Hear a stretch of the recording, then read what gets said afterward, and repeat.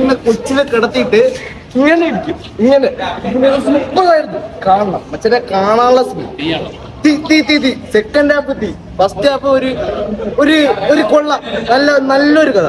പിന്നെ second half ഇങ്ങനെയാണ് പോയത്. ഇങ്ങനെ പോയിട്ട് ആ പീക്കിൽ അങ്ങനെ നിൽക്കുകയാണ്. പീക്ക് സിനിമ ചെന്ന് കാണണം.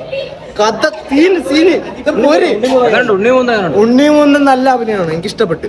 പൊളിയാണ്. ഓ സൂപ്പർ, ഒരു രക്ഷയില്ല. നന്നായിട്ടുണ്ട്. കുട്ടികളൊക്കെ വീട്ടില് ഡേ കെയറിലാക്കിയിട്ടാണ് വന്നത് കാണാനായിട്ട്. വയലൻസ് ഭയങ്കര വയലൻസ് ആണ്. ചില സീനൊക്കെ കാണുമ്പോൾ നമ്മൾ അയ്യോ എന്ന് പറഞ്ഞു പോകും. പക്ഷെ നൈസ്, വേറൊരു ജോണറിലുള്ള ഒരു മൂവി. ഉണ്ണിമൂന്നൻ അടിപൊളി ആക്ടിങ്, അതേപോലെ വില്ലൻ അടിപൊളി രക്ഷ. എല്ലാവരും നന്നായിട്ട് ചെയ്തിട്ടുണ്ട്. പുതിയ വില്ലന് വന്നിട്ടുണ്ടല്ലോ. ഫാമിലിക്ക് കാണാൻ പറ്റില്ല പറഞ്ഞാൽ വയലൻസ് അധികം ഉണ്ട്. സോ കുട്ടികൾക്ക് കാണാൻ പറ്റില്ല, അതറിയാലോ. കുട്ടികൾക്ക് കാണാൻ പറ്റില്ല. രണ്ട് കുട്ടികളെ നഴ്സറിയിലേക്ക് അതെ ഡേ കെയറിലാക്കിയിട്ടാണ്.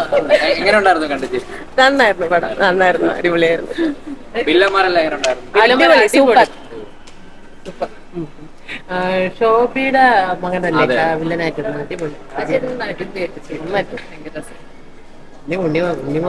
എല്ലാരും അടിപൊളിയായിരുന്നു. ഡയറക്ഷൻ മേക്കിംഗ് രക്ഷയില്ല. അത് ഭയങ്കരമായിട്ട് ഇഷ്ടപ്പെട്ട ഒരു കാര്യമാണ്. മേക്കിംഗ് നല്ല കിടിലൻ ഷോട്ട്സ് ഒക്കെയാണ്. ക്യാമറ വർക്ക്സ് ഒക്കെ അടിപൊളി, ഗ്രാഫിക്സ് എല്ലാം നൈസ്. ആർക്കോ ബ്ലഡ് മാത്രമേ ഉള്ളൂ, വേറൊന്നും ഇല്ല. നല്ല എക്സ്പീരിയൻസ് ആയിരുന്നു.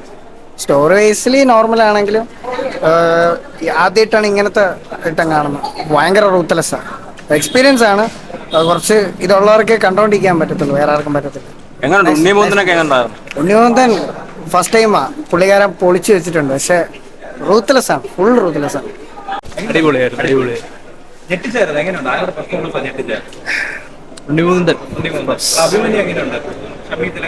എല്ലാരും അടിപൊളിയായിരുന്നു.